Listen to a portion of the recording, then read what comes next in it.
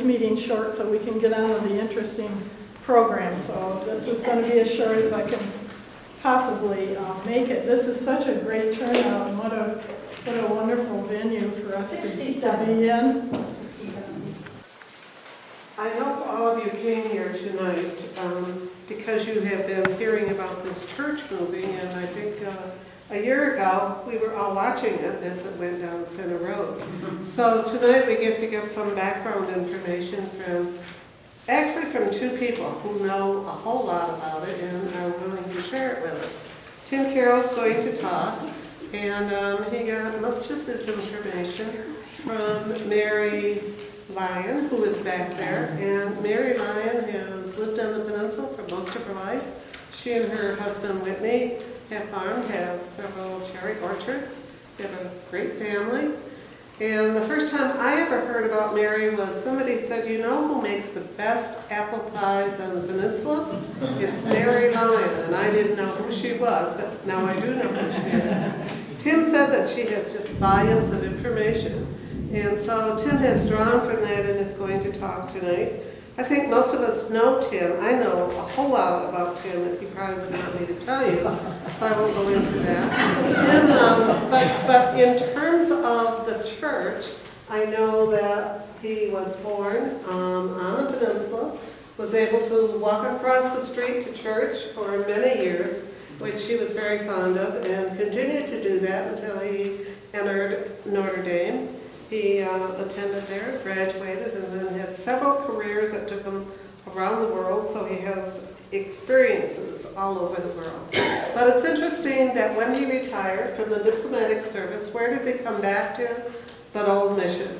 And again, he is attending St. Joseph Church, going back to what he did as a young boy. So I'm very glad to introduce Tim with Conjunction and Mary Lyon. So thank you very much for having us.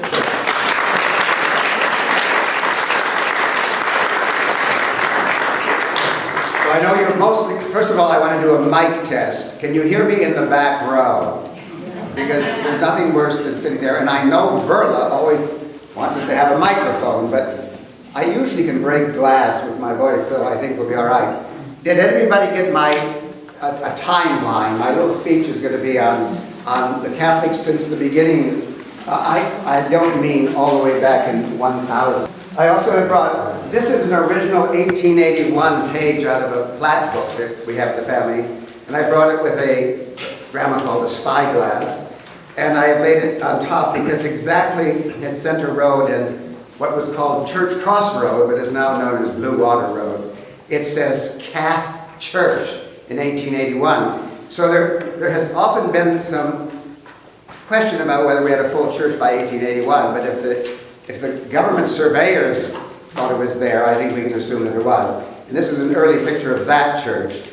Then there's some others that, as it moves along, and I'll explain that in greater detail.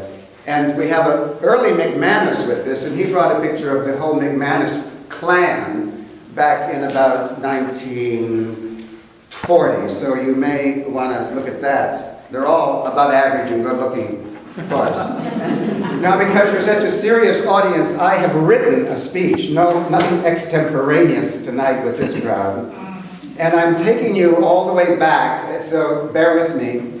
But as soon as we're done, we're going to have a tour. Mary's going to flash on the lights, and we will walk through the church and the sanctuary to show you what we've done, what they have done here. You know, I was somewhat against this whole idea. Now I have to get up before the bell rings to get to Mass on time. There's a big parish hall here that isn't quite done, and a rectory with 2 apartments in it, in case we ever should need 2 priests.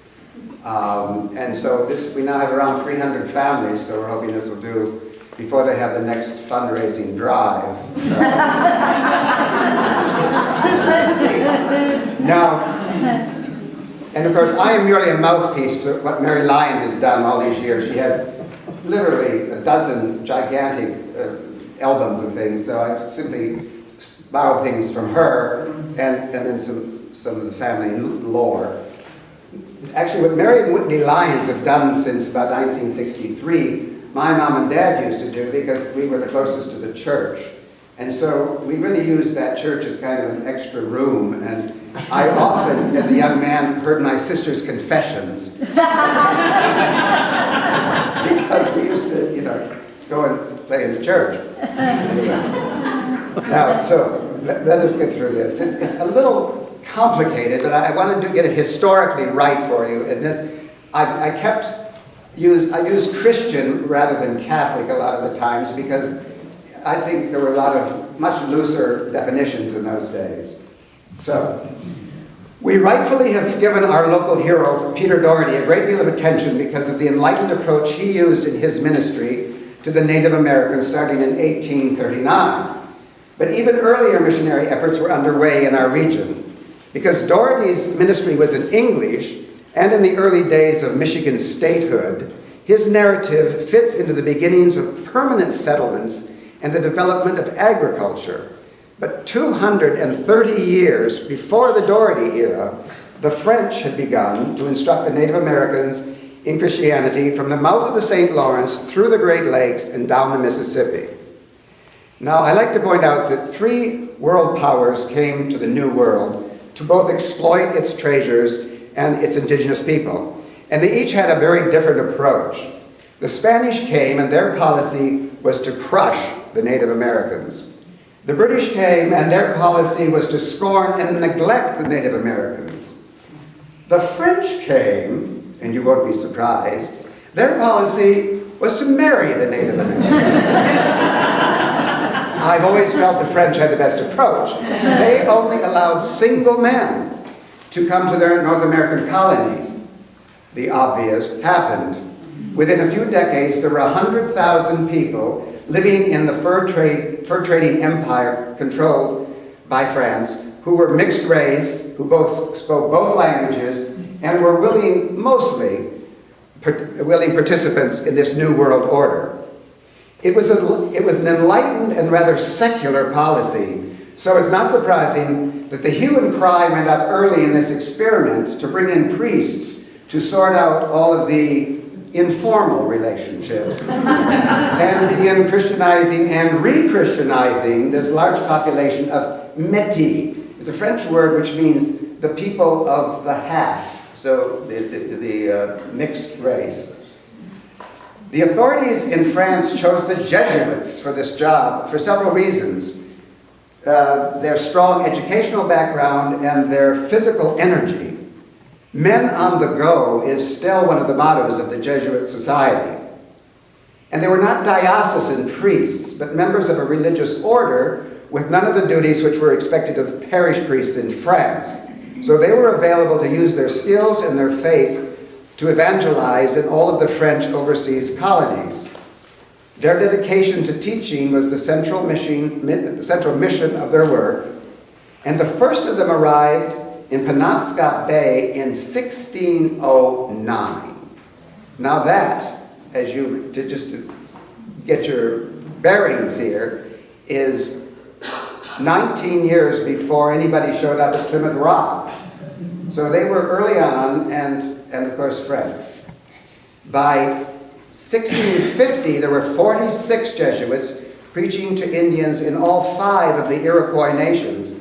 Now, those were the sophisticated East Coast Native Americans, and they were the ones that the British always made crazy because the British kept putting up fences, and the French did. And another thing, the Jesuits slowly worked their way up the St. Lawrence into the Great Lakes, and by 1687 they'd had established Catholic churches and missions, and established some villages, actually, but not many, because they were very nomadic, all the way into the Great Lakes era. And by 1689, when the American colonies, the British colonies, were barely getting started, the first bishop in New France, Jean Saint-Vallier, created the Diocese of Quebec, 1689. Now, the Jesuits were very respectful of the traditions of the Native Americans and made a great effort to incorporate the Indians' talismans and their symbols into a Catholic reference. And because of this benign policy, and the number of these Métis connections that they had across this vast fur trading territory. It went as far west as Nebraska. The French enjoyed what I like to refer to as a non-lethal relationship with the Native Americans, which was not the case, of course, with the British from the earliest days. It was as early as 1530 that the first fur trader, Jacques Cartier, started sending pelts of the fox and the mink, and especially the beaver, back to France and the rest of Europe. And that's that 230 years that they had. I like to call it a period without bloodshed or tears. Now, there may have been a few tears, but they exploited the land but didn't civilize it. This business of building fences, which is the first thing the British did for their livestock and their farms, did not upset the Indians in the way that the British did. The priests traveled in canoes, they spoke the local languages, they met their converts wherever the nomadic camps were set up. And there was very little in all that threatened the Indians. They themselves were wonderful woodsmen and hunters, so they moved into the fur trading business quite naturally. But then we come to the deciding moment, the French and Indian War, which was known in Europe as the 7 Years' War. And it was ended in 1763 with the Treaty of Paris. And they all went to a table and sorted out what they were going to get. In Great Britain, who had won the war, acquired all the French possessions in North America, and life fundamentally changed for everybody. The Bishop of Quebec was ordered now, because the British owned everything, to send all of his Jesuits back to Europe. The treaty also saw the practice of Roman Catholicism as a threat to the British crown, and it was banned. It took the American Revolution to straighten that part out. And this new era, it became clear that the Catholic Church in our region would become an English-speaking institution, and its considerable administrative duties would shift from our area all the way back to the East Coast, and then move back. And that accounts for about 100 years before that got sorted out again.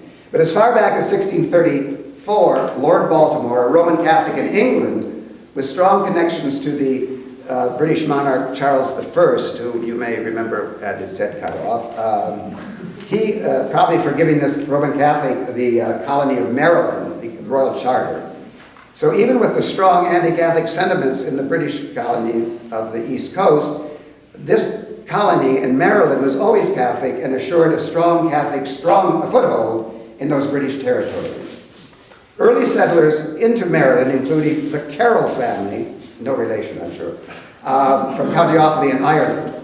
And the third generation boy of that family, though, after the American successful Revolutionary War, John Carroll became the first English-speaking Catholic bishop in the United States. That was 1789, and frankly, we were lucky to be on the English side. As you know, that's the year that the Bastille fell and all hell broke loose in France.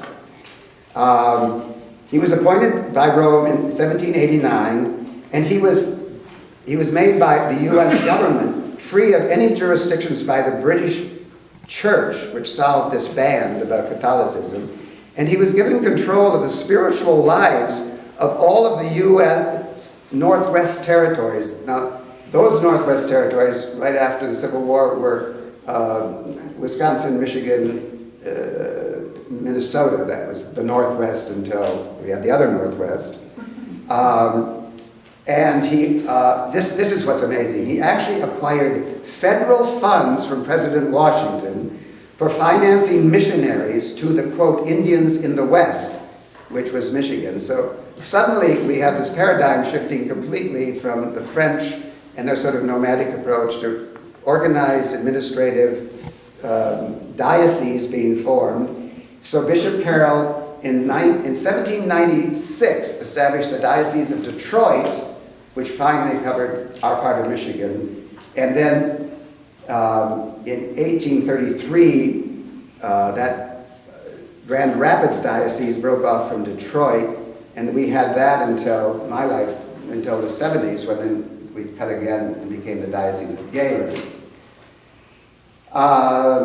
But The Catholics on Mackinac Island asked Bishop Carroll to send a permanent priest to their St. Anne's parish, and he did so in 1804.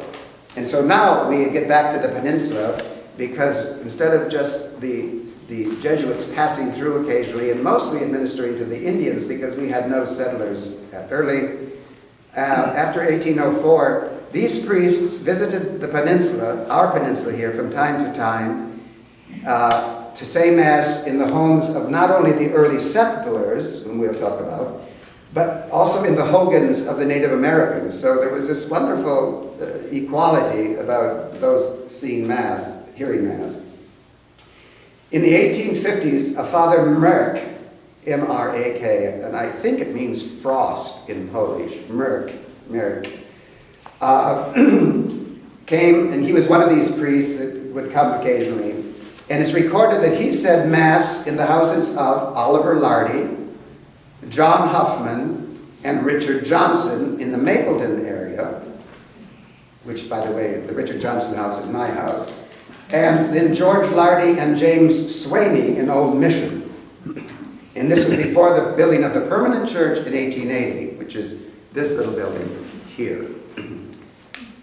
Now, this church, the 1880, the parishioners chose the corner of Center Road and the Church Crossroad, as Blue Water Road was known until our recent era.